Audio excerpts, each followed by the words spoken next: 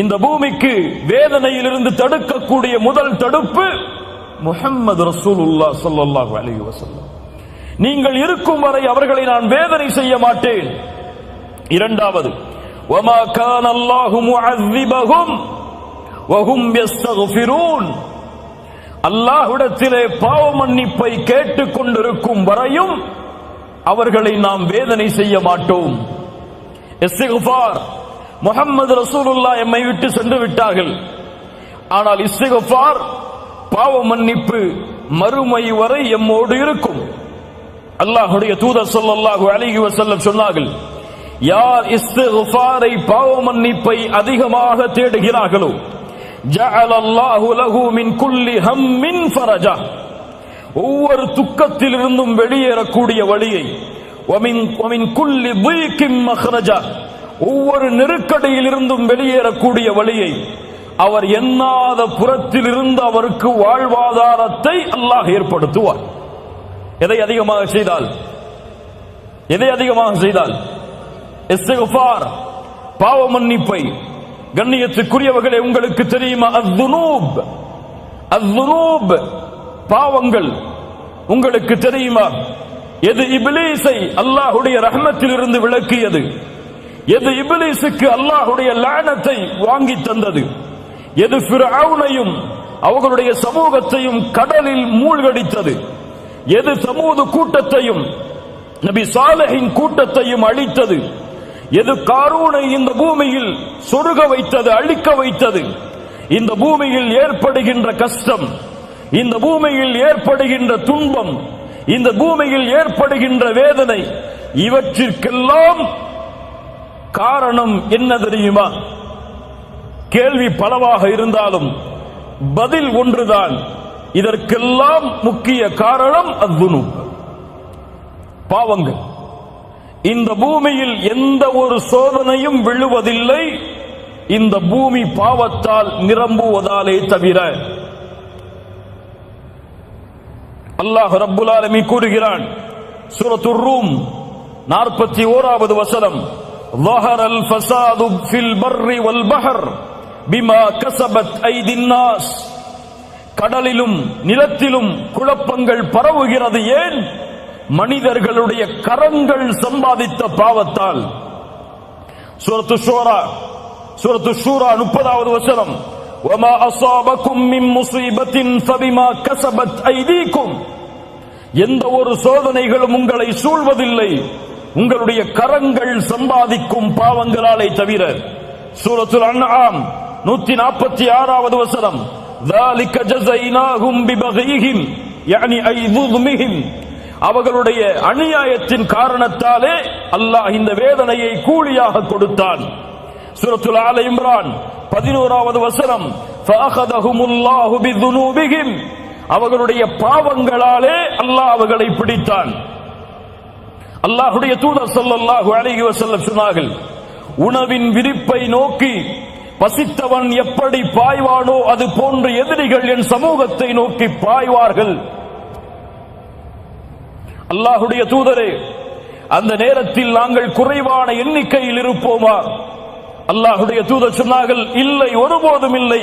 பல் அன்தும் யௌமைதின் கஸீர், அதிகமான எண்ணிக்கையில் இருப்பீர்கள். ஆற்றில் வெள்ளப்பெருக்கத்திலே வரக்கூடிய நுரையை போன்று உங்களுடைய எண்ணிக்கை இருக்கும். என்ன அர்த்தம்? எண்ணிக்கை எல்லாம் கோடான கோடி. உலகத்தின் 2வது தரமுடைய மக்கள், எந்த நாட்டிலும் முதல் தரம், அவ்வளவு உலகத்தின் மெஜாரிட்டி. ஆனால் ஆற்றின் வெள்ளப்பெருக்கத்தில் வரக்கூடிய நுரைக்கு என்ன மதிப்போ அதுதான் அந்த எண்ணிக்கைக்கு மதிப்பு.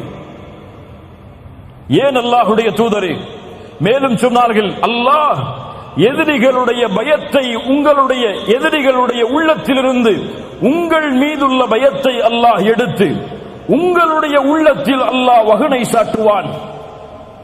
ஏன் இதுவெல்லாம் ஏன் நடக்கிறது?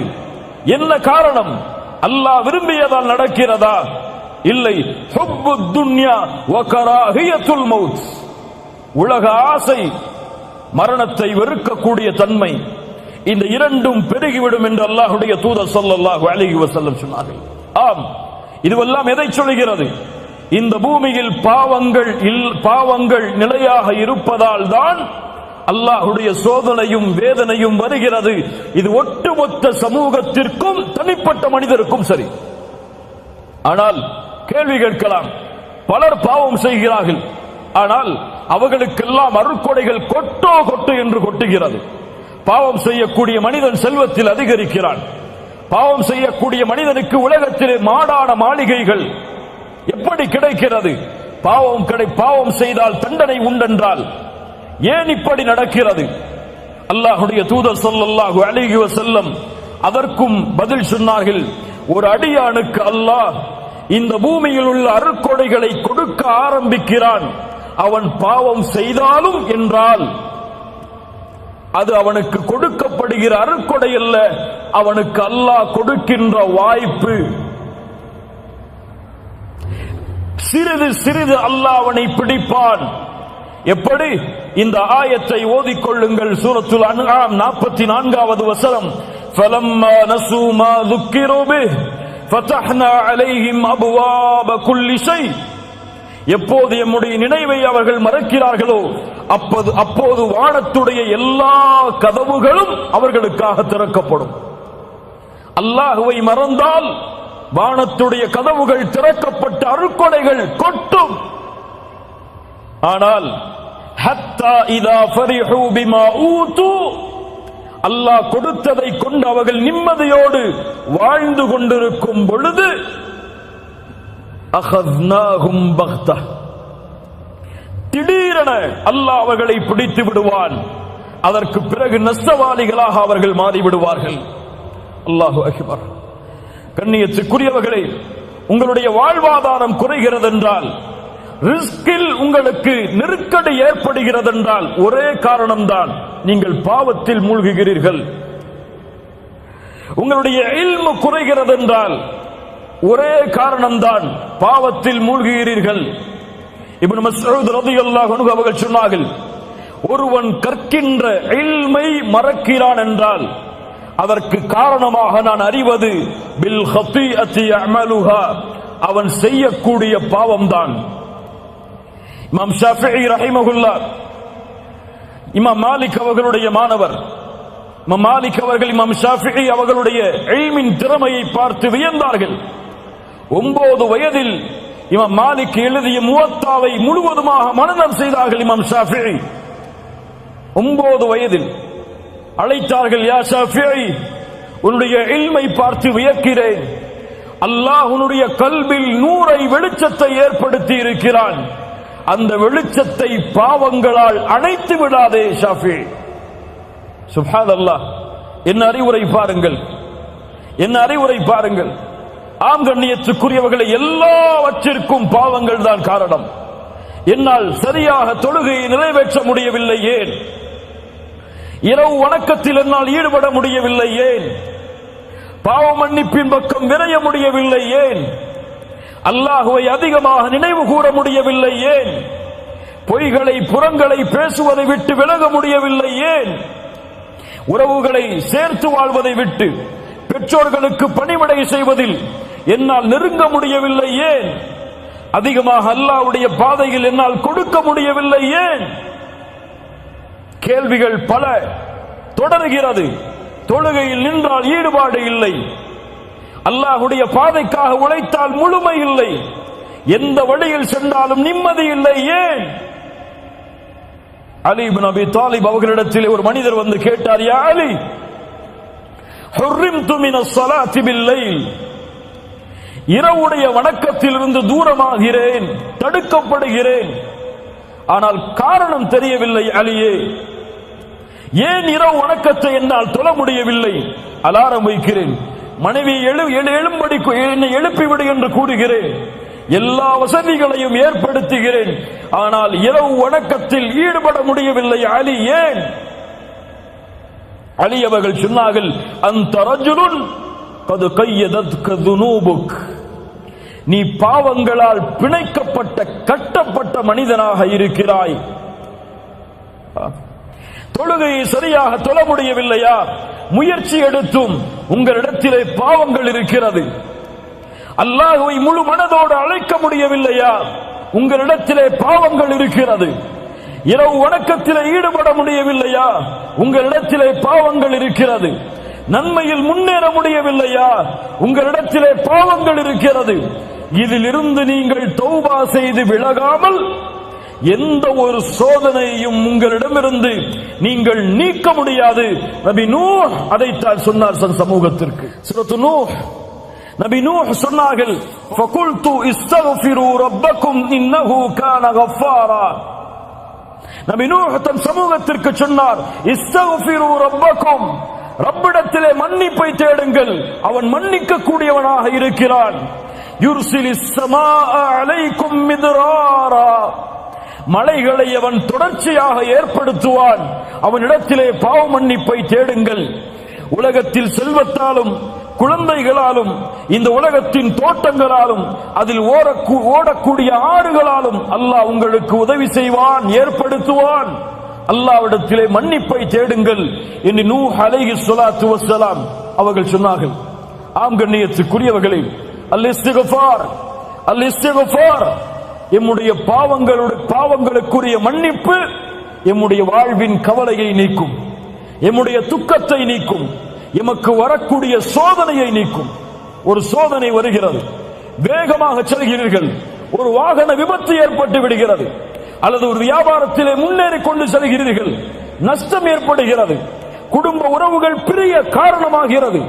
அப்போது நினைக்காதீர்கள் இதற்கெல்லாம் வேறு காரணமாக இருக்குமோ, இதுவெல்லாம் வேறு யாராவதுடைய கண்ணின் காரணமாக ஏற்பட்டு இருக்குமோ என்று நினைக்காதீர்கள். நீங்கள் நினைக்கக்கூடிய முதல் நினைப்பு, என்ன பாவம் செய்தேன் நான், எந்த பாவம் என்னிடத்திலே இருக்கிறது, நான் சோதிக்கப்படுகிறேனே, என்ன பாவத்திற்கு நம்மிடத்திலே மன்னிப்பை தேட மறந்துவிட்டேன், அதை நினைவு கூர்ந்து மன்னிப்பை தேடுங்கள். என் வாழ்வில் நடந்த ஒரு செய்தி. இந்த நாட்டிலே ஒரு வாகனத்திலே நான் சென்று கொண்டிருக்கும் பொழுது ஒரு பெண் என்னுடைய வாகனத்திலே மோதிவிட்டாள். மோதிய பிறகு என்னுடைய வாகனம் அதிகமாக பாதிக்கப்படுகிறது. அந்த பெண் இறங்கி வருகிறார்கள், மன்னிப்பு கேட்கிறாள். அப்போது என் கணவன் வரட்டும், இருவரும் சேர்ந்து நாம் போலீஸ் ஸ்டேஷனுக்கு போவோம் அப்படின்னு சொல்லி அந்த பெண் சொல்றாங்க. வெயிட் பண்றோம். அவங்களுடைய கணவன் வர்றார். மாஷா அல்லாஹ், அல்லாஹ் அவருக்கு அருள் செய்யட்டும். வந்து பார்த்தார் யாரின் மீது தவறு என்று. உணர்ந்து கொண்டால் தன் மனைவியின் பக்கம் தான் தவறு என்று ஒரே வார்த்தை தான் சொன்னார். நீ ஏதோ பாவம் செய்திருக்கிறாய், செல் 2 ரக்காத் தொழு, அல்லாஹ்விடத்திலே மன்னிப்பு தேடு, அதற்கு பிறகு நாம் காவல் நிலையத்திற்கு செல்லுவோம்.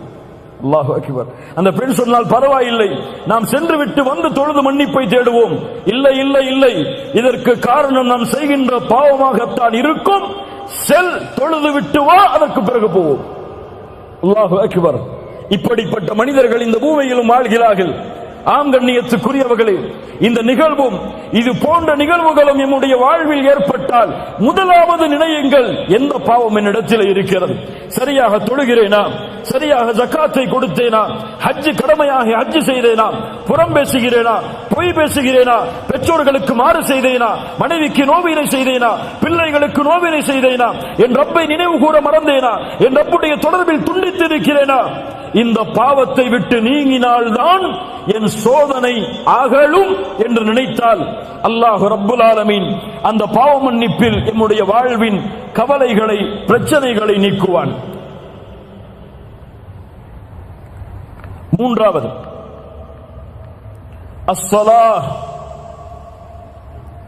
அஸ்ஸலாஹ் உள்ளத்தின் நிம்மதி, வாழ்வின் நிம்மதி, ஒட்டுமொத்த கவலைகளும் ஒரு சுஜூதில் நீக்கிவிடும் நிம்மதியை அல்லாஹ் இந்த தொழுகையில் வைத்திருக்கிறான். அல்லாஹ் கூறுகிறான், சூரத்து தாஹா 124, 125 வசனங்கள், وَمَنْ أَعْرَضَ عَنْ ذِكْرِي فَإِنَّ لَهُ مَعِيشَةً ضَنْكًا. அல்லாஹு அக்பர், அல்லாஹு அக்பர். குர்ஆன் பேசுகிறது, கேளுங்கள். وَمَنْ أَعْرَضَ عَنْ ذِكْرِي, என் நினைவிலிருந்து யார் தூரமாகிறானோ, فَإِنَّ لَهُ مَعِيشَةً ضَنْكًا, அவனுக்கு நெருக்கடியான வாழ்வை நாம் ஏற்படுத்துவோம். கோடிகள் இருக்கும், ஆனால் நெருக்கடி இருக்கும். லட்சங்கள் குமையும், நெருக்கடி இருக்கும். நெருக்கடியான வாழ்வை ஏற்படுத்துவோம். ஏன்? என் நினைவில் இருந்தவன் தூரமானால். ஜும்ஹூர் அஹ்லு தஃப்ஸீர், தஃப்ஸீர் கலையுடைய விரிவுரையாளர்கள் எல்லோரும் சொல்கிறார்கள் சேர்ந்து, அல்லாஹ்வின் நினைவு என்று அல்லாஹ் குர்ஆனிலே குறிப்பிடுவது அஸ்ஸலா. தொழுகையிலிருந்து தூரமானால் இந்த உலகம் நெருக்கடியாகும், பிரச்சனைகள் நெருக்கடியாகும். குடும்பத்தில் நிம்மதி இருக்காது, தொழிலில் நிம்மதி இருக்காது, கல்வியில் நிம்மதி இருக்காது. எதை தொட்டாலும் சோதனையில் முடியும். தொழுகையை அவன் சரியான முறையில் நிறைவேற்றவில்லை என்றால், ஃபஜ்ருடைய தொழுகையை தொழாமல் அவன் காலையில் விழித்தால் அந்த தினம் முழுவதும் அவனுக்கு சோதனை சோதனைதான். கெட்ட நாள் நல்ல நாள் இஸ்லாமில் கிடையாதா? உண்டா இல்லையா? கெட்ட நாள் நல்ல நாள் இஸ்லாம் இருக்கா? கிடையாது. ஆனால் இருக்கிறது. ஒரு மனிதனுக்கு கெட்ட நாள் என்றால் எப்போது அவன் ஃபஜ்ர் தொழவில்லையோ அதுதான். அல்லாஹ்வுடைய தூதர் ஸல்லல்லாஹு அலைஹி வஸல்லம் சொன்னார்கள், இரவில் தூங்கும் பொழுது ஷைத்தான் 3 முடிச்சுகளை போடுகிறான். எத்தனை முடிச்சுதா? எத்தனை முடிச்சு? 3 முடிச்சுகளை போடுகிறான். ஒவ்வொரு முடிச்சை போடும் பொழுதும் சொல்லுகிறான், இரவு தூரமானது, இரவு தூரமானது, தூங்கு, நிம்மதியோடு உறங்கு என்று சொல்லுகிறான். அல்லாஹ்வுடைய தூதர் ஸல்லல்லாஹு அலைஹி வஸல்லம் சொன்னார்கள், எப்போது அவன் எழுந்து அல்லாஹுவை நினைவு கூறுகிறானோ அப்போது ஒரு முடிச்சு அவிழ்கிறது. எப்போது உது செய்கிறானோ 2வது முடிச்சு அவிழ்கிறது. எப்போது தொழுகிறானோ 3வது முடிச்சாக அவிழ்கிறது. அப்போது அவன் நஷீதன் தய்யிபன் நஃப்ஸ், ஆரோக்கியமானவனாக, மகிழ்ச்சியுடையவனாக, நிம்மதியுடையவனாக எழுந்திருக்கிறான். அந்த உள்ளத்தோடு எழுந்திருக்கிறான். ஆனால் 3 முடிச்சுக்களும் அவிழ்க்கப்படவில்லை என்றால் ஹபீஸன் நஃப்ஸ், அசுத்தமான உள்ளத்தோடு, கஸ்லான், சோம்பேறியாக அவன் எழுந்திருக்கிறான். புரியுதா? அந்த 3 முடிச்சுக்களும் அவிழ்க்கப்பட்டு ஃபஜ்ருடைய தொழுகையை அவன் நிறைவேற்றினால் அன்றைய தினம் முழுவதும் அவன் தொடக்கூடிய எல்லா காரியமும் வெற்றி. ஃபஜ்ருடைய தொழுகை தொழாமல் அவன் எழுந்திருந்தால் அன்றைய தினம் முழுவதும் சோம்பேறித்தனத்தால் நிரம்பி இருக்கும். மேலும் சொன்னார்கள், யார் ஒருவன் ஃபஜ்ருடைய தொழுகையை தொழாமல் உறங்குகிறானோ அவனுடைய காதில் ஷைத்தான் சிறுநீர் கடிக்கிறான்.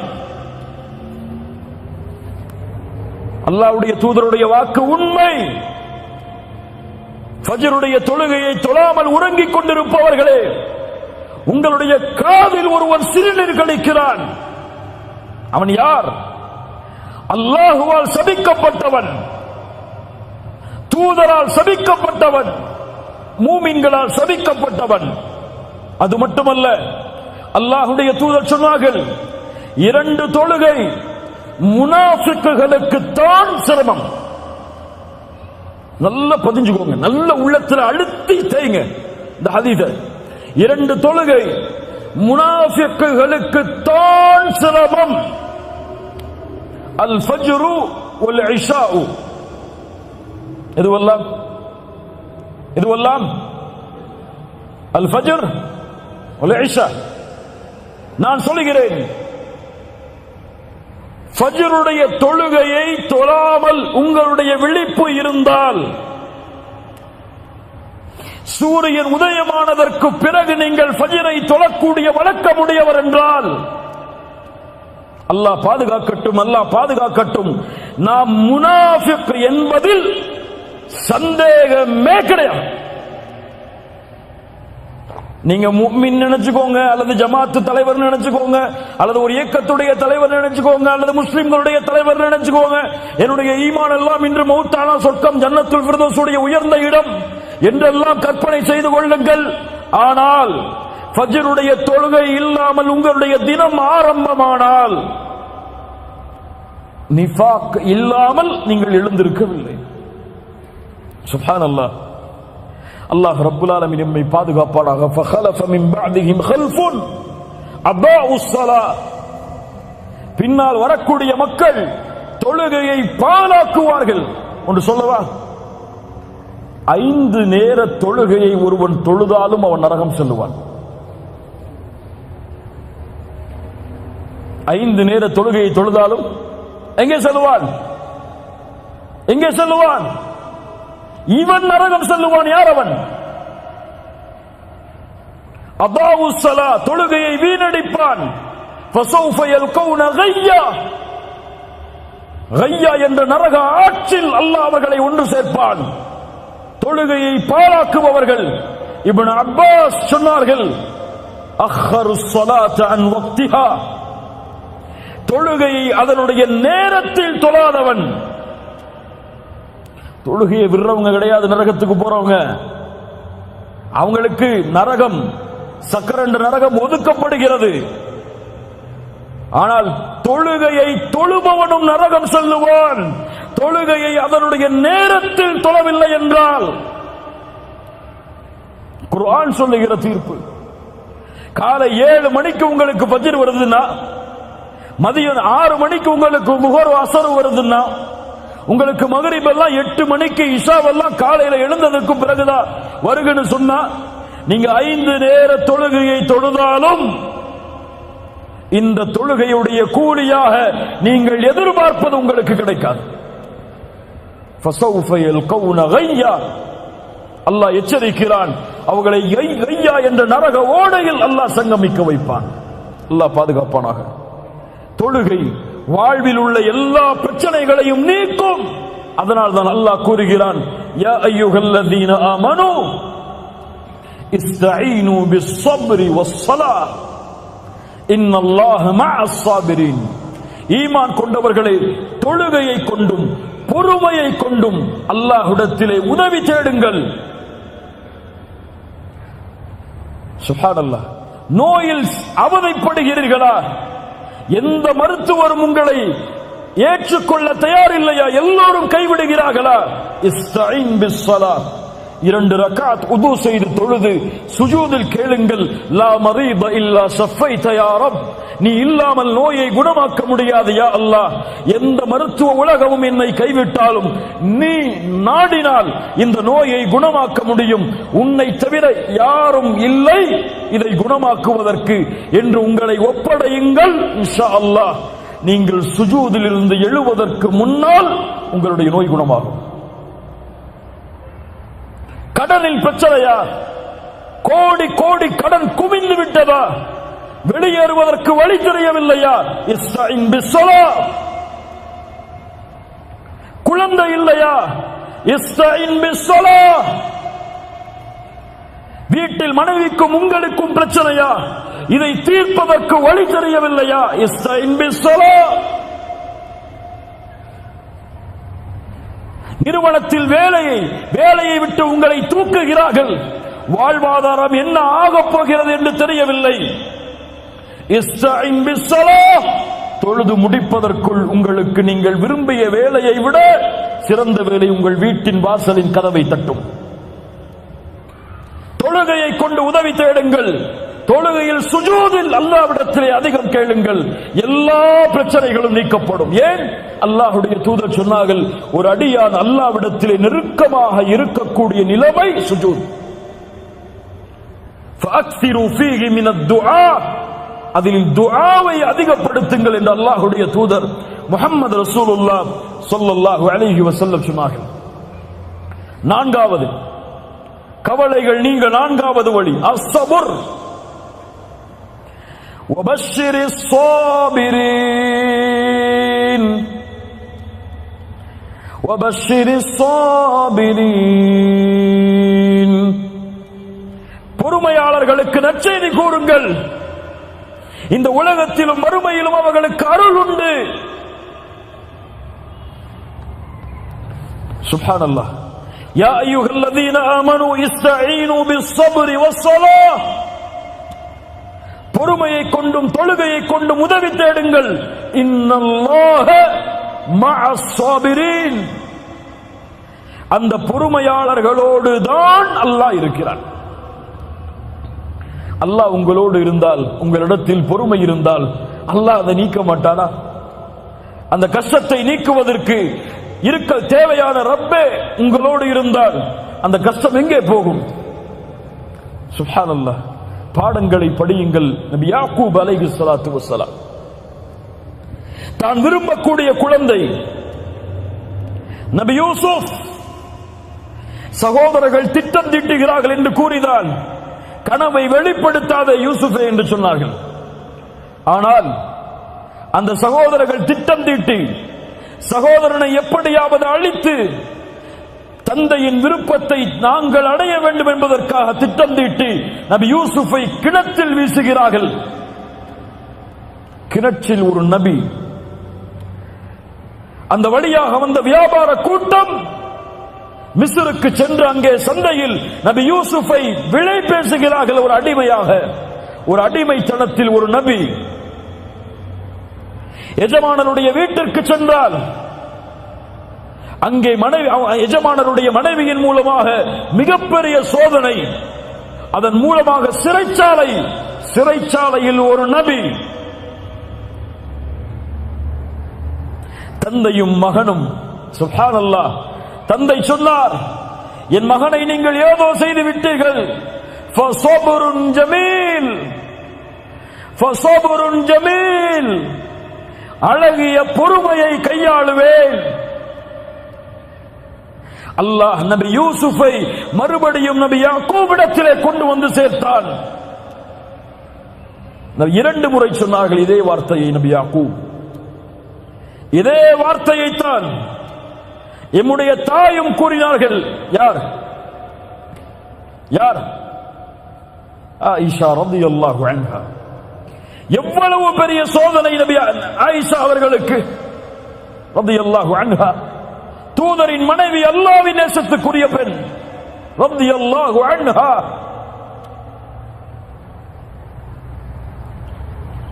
இந்த உலகத்தில் அருவருக்கத்தக்க ஒரு பாவத்தோடு ஒரு நபியின் மனைவி இணைக்கப்படுகிறார்கள்.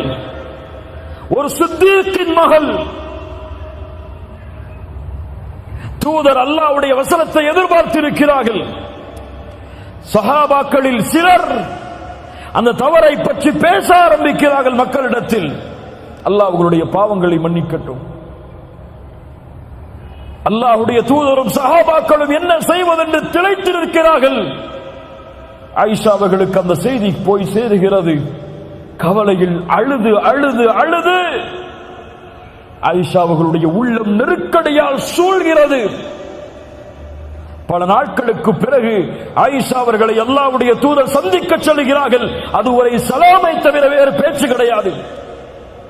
தன் கணவர் தன்னோடு பேச மறுக்கிறார். மூமின்களிடத்திலும் தன்னை பற்றிய தவறான செய்திகள் பரப்பப்படுகிறது. எவ்வளவு பெரிய நெருக்கடி ஆயிஷாவுக்கு ரலியல்லாஹு அன்ஹா. அல்லாஹ்வுடைய தூதர் சொல்லுகிறார்கள், ஆயிஷா, அபூபக்கரும் அவர்களுடைய தாயாரும் அருகில் இருக்கிறார், அவர்களுடைய மனைவியும் அருகில் இருக்கிறார்கள். ஆயிஷா அவர்களுடைய தாயாரும் இருக்கிறார்கள், தந்தையும் தாயும். அல்லாஹ்வுடைய தூதர் சொல்கிறார்கள், ஆயிஷா, இப்படி கேள்விப்பட்டேன். நீங்கள் செய்திருந்தால் மன்னிப்பை தேடுங்கள். அல்லாஹ் பாவத்தை உணர்ந்து மன்னிப்பை தேடுபவர்களை மன்னிப்பான். செய்யவில்லை என்றால் அல்லாஹ் உங்களை பரிசுத்தப்படுத்துவான். நீங்கள் என்ன சொல்லுகிறீர்கள்? அபூபக்கரை பார்த்து சொன்னார்கள் ஆயிஷா ரலியல்லாஹு அன்ஹா, அல்லாஹ்வுடைய தூதருடைய நண்பரே, உங்களுடைய தூதருக்கு பதில் சொல்லுங்கள். அபூபக்கர் சொன்னார்கள், என்ன சொல்லுவது? என் தாயே, ரசூலுக்கு பதிலளியுங்கள். என்ன சொல்லுவது நான்? என்ன சொல்லுவது நான் என்று அவர்கள் இருவரும் திளைத்து நிற்கிறார்கள். ஆயிஷா ரலியல்லாஹு அன்ஹா அவர்கள் சொன்னார்கள், அல்லாஹ்வுடைய தூதரே, இந்த செய்தி உங்களிடத்திலே வந்து சேர்ந்தது. நீங்கள் இதை அல்லாஹ்வுடைய வசனத்தை எதிர்பார்த்து இருக்கிறீர்கள். ஆனால் நானோ அல்லாஹுவை சாட்சியாக வைத்து கூறுகிறேன், நான் தூய்மையான பெண் தான். இந்த உலகத்தில் எந்த குற்றமும் நான் செய்யவில்லை. நபி யாக்கூபுடைய அடையாளத்தை தான், அந்த உதாரணத்தை தான் என்னுடைய வாழ்விலும் நான் எடுத்துக் கொள்கிறேன். இந்த சோதனையிலிருந்து நான் வெளியே வர வேண்டும் என்றால் ஒரே வழிதான், ஃபஸப்ருன் ஜமீல் வல்லாஹுல் முஸ்தஆனு அலா மா தஸிஃபூன். அழகிய பொறுமையை கையாளுவேன். ஏன் நபி யாக்கூபிடத்திலே இருந்த அந்த பொறுமை? இவ்வளவு பெரிய இட்டுக்கட்டப்பட்ட செய்தியை சுமந்த ஆயிஷா ரலியல்லாஹு அன்ஹா அவர்களிடத்தில் இருந்த அந்த பொறுமை ஏன் நம்மிடத்தில் இல்லை? ஃபஸப்ருன் ஜமீல் வல்லாஹுல் முஸ்தஆனு அலா மா தஸிஃபூன். அல்லாஹ் நபி யாக்கூபுக்கு அந்த பொறுமையின் கூலியாக அவர்கள் நினைத்ததை விட நபி யூசுஃபுடைய அந்தஸ்தை உயர்த்தி அல்லாஹ் திருப்பி கொடுத்தான்.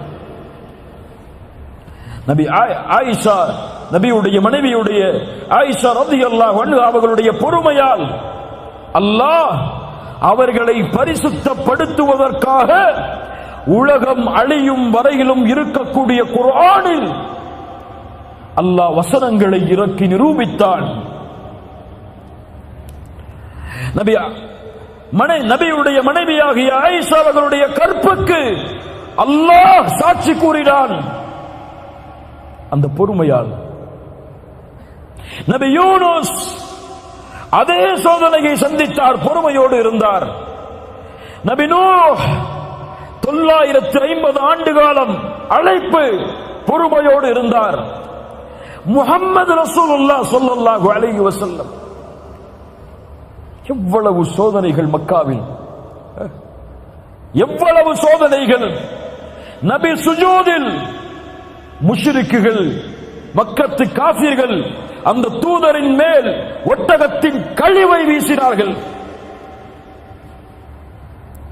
சுமையா ரலியல்லாஹு அன்ஹா, யாசிர், அம்மார், ஒரே குடும்பம் ஒரு பெண்ணுக்கு முன்னால் கொடுமைப்படுத்தப்பட்டார்கள். அல்லாஹ்வுடைய தூதர் என்ன சொன்னார்கள்? சப்ரன் ஆல யாசிர். யாசிருடைய குடும்பத்தார்களே, பொறுமையை கையாளுங்கள். நீங்கள் தங்கக்கூடிய இடம் நாளை மறுமையில் சொர்க்கம். அஸ்ஸபர், அஸ்ஸபர், என் ரப்பு எனக்கு கொடுத்தது, இதில் நான் பொறுமையோடு இருப்பேன். என் ரப்பு இதை விட்டு என்னை இதை விட்டு அல்லாஹ் பாதுகாப்பான். என் ரப்பு எனக்கு வழிகாட்டுவான். அதுவரை பொறுமையை கையாளுவேன், பொறுமையோடு இருப்பேன். என்ன சோதனை வந்தாலும் சிரமம் வந்தாலும் சபர்.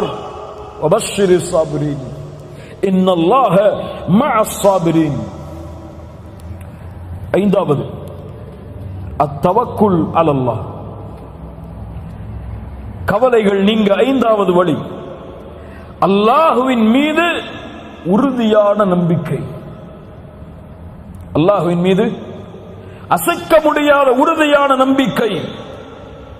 என் கஷ்டத்தை என் ரப்பை தவிர யாரும் நீக்க முடியாது. அம்மை யுஜீபுல் முல்தர்ர இதா தஆஹு வ யக்ஷிஃபுஸ் ஸூ. கஷ்டத்தில் சிக்கி தவிப்பவர் அழைக்கும் பொழுது அந்த அழைப்பிற்கு யார் பதில் கொடுப்பது? சிரமங்களை யார் நீக்குவது? இலாஹும் அல்லாஹ், அல்லாஹுவை விட வேறொரு இலாஹ், கடவுள் இருக்கிறாரா? அல்லாஹ் கூறுகிறான், وَمَن يَتَوَكَّلْ عَلَى اللَّهِ فَهُوَ حَسْبُهُ. யார் அல்லாஹ்வின் மீது நம்பிக்கை கொண்டிருக்கிறார்களோ அவர்களுக்கு அல்லாஹ் ஒருவன் போதுமானவன். அல்லாஹ்வுடைய தூதர் சொன்னார்கள், யார் அல்லாஹ்வின் மீது அசைக்க முடியாத நம்பிக்கையை வைத்திருக்கிறார்களோ, ஹக்க தவக்குலிஹி, உண்மையான தவக்குலை கொண்டிருக்கிறார்களோ, அவர்களுக்கு அல்லாஹ் பறவைகளுக்கு எப்படி உணவளிக்கிறானோ அப்படி உணவளிப்பான். அது காலையில் பசியோடு செல்லுகிறது, மாலையில் வயிறு நிரம்ப திரும்பி வருகிறது. அப்ப என்ன அர்த்தம்? வீட்டுல உட்கார்ந்துட்டு அல்லாஹ் மேல நம்பிக்கை இருக்கு, அல்லாஹ் எனக்கு ரிஸ்க கொடுப்பான்னு சொல்லி உட்கார்ந்து இருக்கு சொல்லல. என்ன சொன்னாங்க அல்லாஹ்வுடைய தூதர்? அந்த பறவை பசியோடு என்ன சொன்னார்கள்? கிளம்பி செல்கிறது, ஒரு முயற்சி எடுத்து செல்லுகிறது. அல்லாஹ் அதனுடைய வயிற்றை நிரப்புகிறான். ரப்புல் ஆலமீன் இந்த உலகத்தில் உள்ள ஒரு இருள் சூழ்ந்த இரவில், ஒரு இருண்ட பாறையில் ஊறக்கூடிய ஒரு அணுவிற்கும் உணவளிக்க ரப்பு மறக்காத பொழுது, ரப்பின் மீது நம்பிக்கை கொண்டிருந்தால் உங்களுக்கு அல்லாஹ் வாழ்வாதாரத்தை ஏற்படுத்தாமல் இருப்பாடா? என் ரப்பை சார்ந்திருக்கிறேன், என் ரப்பின் மீது நம்பிக்கை வைத்திருக்கிறேன். இந்த கவலையை அல்லாஹ் நீக்குவான், இந்த துக்கத்தை அல்லாஹ் நீக்குவான். அத்தவக்குல் கவலைகளை நீக்கும்.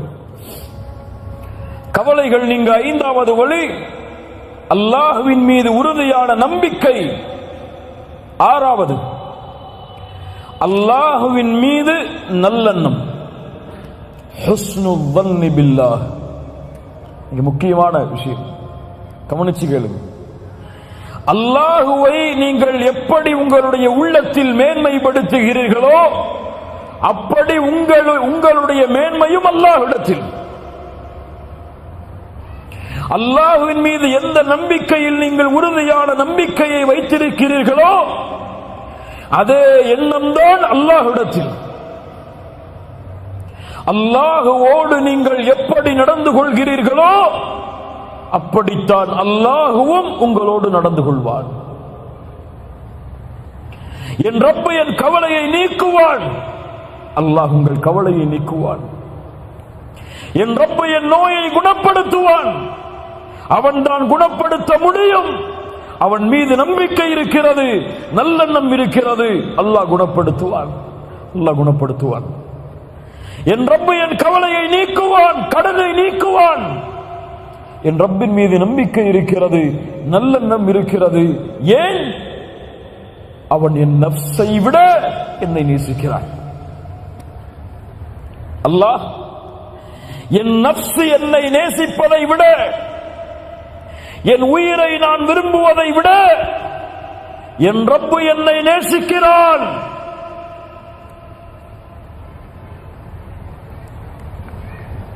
தூதருக்கு முன்னால் ஒரு குழந்தை காணாமல் போய் ஒரு தாயிடத்திலே கொடுக்கப்படுகிறது. அந்த தாய் அந்த உணவுக்கு, அந்த குழந்தைக்கு உணவை கொடுக்க தயாராகிறார்கள். அல்லாஹ்வுடைய தூதர் கேட்டார்கள், தோழர்களே, இந்த தாய் இந்த குழந்தையை நெருப்பில் வீசுவாளா? சஹாபாக்கள் சொன்னார்கள், எப்படி அல்லாஹ்வுடைய தூதரே, தான் பெற்றெடுத்த குழந்தையை ஒரு பெண் நெருப்பில் வீசுவாள்? லல்லாஹு அர்ஹமு பிஇபாதிஹி மின் ஹாதிஹி பிவலதிஹா. ஒரு தாய் தன்னுடைய குழந்தையின் மீது எப்படி இந்த பாசத்தை காட்டுகிறாளோ இதை விட அல்லாஹ்